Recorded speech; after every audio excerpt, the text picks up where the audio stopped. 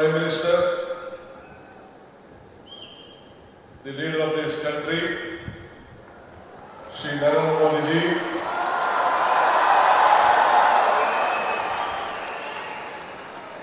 His Excellency, our Governor of Karnataka, Thawarchand Gehlot ji,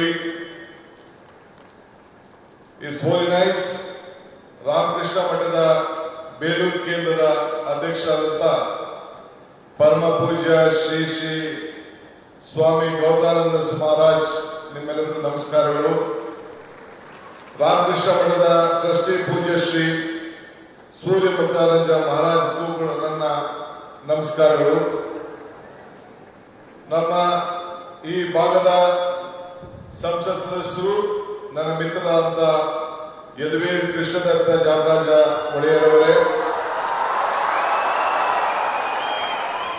ಮತ್ತೊಬ್ಬ ಶಾಸಕ ಮಿತ್ರರು, ಬಿಜೆಪಿಯ ಪಕ್ಷದ ಅಧ್ಯಕ್ಷರಾದಂಥ ಮಿತ್ರ ಬಿ ವೈ ವಿಜೇಂದ್ರರವರೇ, ಈ ಕ್ಷೇತ್ರದ ಜನಪ್ರಿಯ ಶಾಸಕರಾದಂಥ ಹರೀಶ್ ಗೌಡ್ರೆ,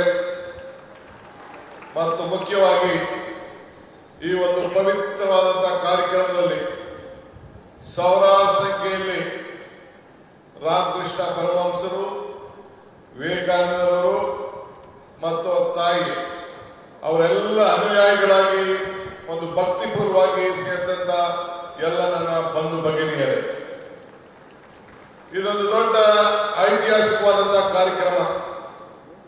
ಯುವ ಶಕ್ತಿ, ಯುವ ಆಲೋಚನೆ, ಯುವ ಚಿಂತನೆ, ಇದೇ ವಿವೇಕಾನಂದರ ಚಿಂತನೆ.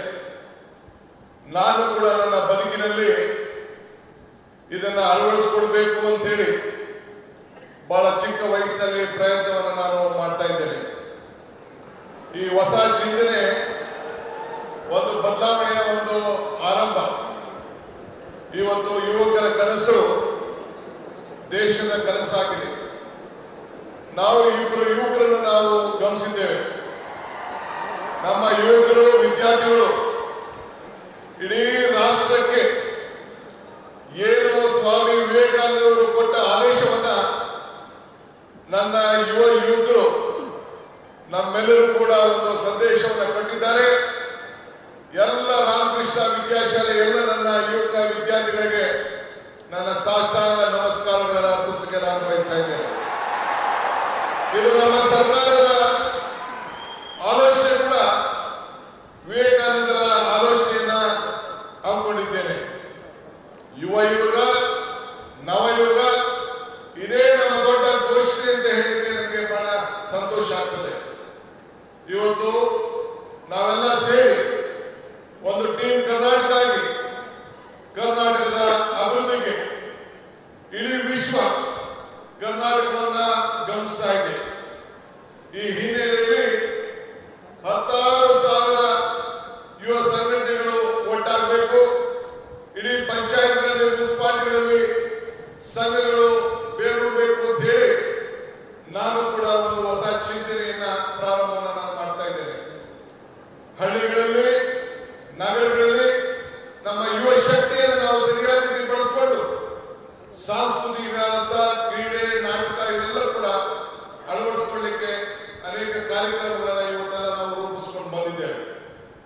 ಈ ಮೂಲಕ ನಮ್ಮ ಯುವಕರಲ್ಲಿ ಒಂದು ದೈಹಿಕವಾದಂತಹ ಶಕ್ತಿಯನ್ನು, ಮಾನಸಿಕವಾದಂತಹ ಶಕ್ತಿಯನ್ನ ಇವತ್ತು ನಾವೆಲ್ಲರೂ ಕೂಡ ಕಾಪಾಡಲಿಕ್ಕೆ ನಾವೆಲ್ಲ ಕೂಡ ಬದ್ಧರಾಗಿ ಇವತ್ತು ಕೆಲಸವನ್ನು ಮಾಡಬೇಕಾಗಿದೆ.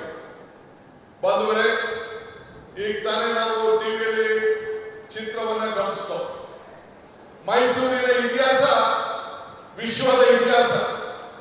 ಮೈಸೂರಿನಿಂದ ಇವತ್ತು ಸ್ವಾಮಿ ವಿವೇಕಾನಂದರವರು 1893ರಲ್ಲಿ ಇಲ್ಲಿಂದ ಹೆಜ್ಜೆ ಹಾಕಿ ಆವತ್ತಿನ ಕಾಲದಲ್ಲಿ ಒಡೆಯರು, ಮಹಾರಾಜರು ಏನೋ ಅವರಿಗೆ ಕೊಟ್ಟಂತ ಪ್ರೋತ್ಸಾಹದಿಂದ ವಿಶ್ವಕ್ಕೆ ಹೋಗಿ ಮೈ ಬ್ರದರ್ಸ್ ಅಂಡ್ ಸಿಸ್ಟರ್ಸ್ ಅಂತ ಏನು ಭಾಷಣವನ್ನು ಮಾಡಿದ್ರು, ಇಡೀ ವಿಶ್ವದ ಗಮನವನ್ನ ಈ ಭೂಮಿಯಿಂದ ಸೆಳೆಯಲಿಕ್ಕೆ ಒಂದು ದೊಡ್ಡ ಶಕ್ತಿಯನ್ನು ಕೊಟ್ಟರು. ಅದಕ್ಕೆ ನಾನು ನಮ್ಮ ಹಿರಿಯರಂತ ಮಹಾರಾಜರಿಗೆ, ಅವತ್ತಿನ ಕಾಲದ ಮಹಾರಾಜರಿಗೆ ನನ್ನ ಸಾಕ್ಷಾತ್ ನಮಸ್ಕಾರಗಳನ್ನು ಅರ್ಪಿಸಕ್ಕೆ ನಾನು ಬಯಸ್ತಾ ಇದ್ದೇನೆ.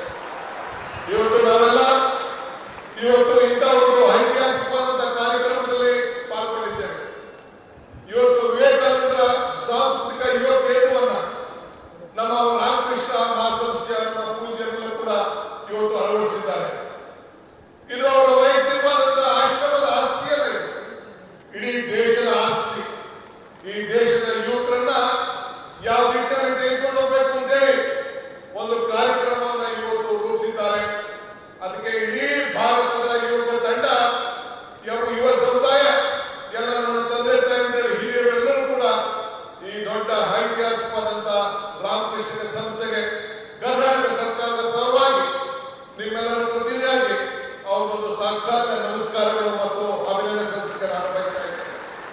ಇಡೀ ಸರ್ಕಾರ ಅವರ ಜೊತೆಯಲ್ಲಿ ನಿಂತ್ಕೊಳ್ತಾರೆ. ನಾನು ಈ ಸಂದರ್ಭದಲ್ಲಿ ಒಂದು ಮಾತನ್ನು ನನಗೆ ನಿಲ್ಲಿಸಿಕೊಳ್ಳಿಕ್ಕೆ ನನಗೆ ಇಚ್ಛೆ ಪಡ್ತಾರೆ. ನಾನು ಅನೇಕ ಸಂದರ್ಭದಲ್ಲಿ ಮಾತಾಡ್ಕೊಂಡು ಬಂದಿದ್ದೇನೆ. ಪುರಂದರದಾಸರದ ಒಂದು ಮಾತು ನನಗೆ ಬರ್ತದೆ, ಇದು ಭಾಗ್ಯ, ಇದು ಭಾಗ್ಯ, ಇದು ಭಾಗ್ಯವಯ್ಯ, ಪದ್ಮನಾಭನ ಪಾದ ಭಜನೆ ಪರಮ ಸುಖವಯ್ಯ ಅಂತ ಹೇಳಿ.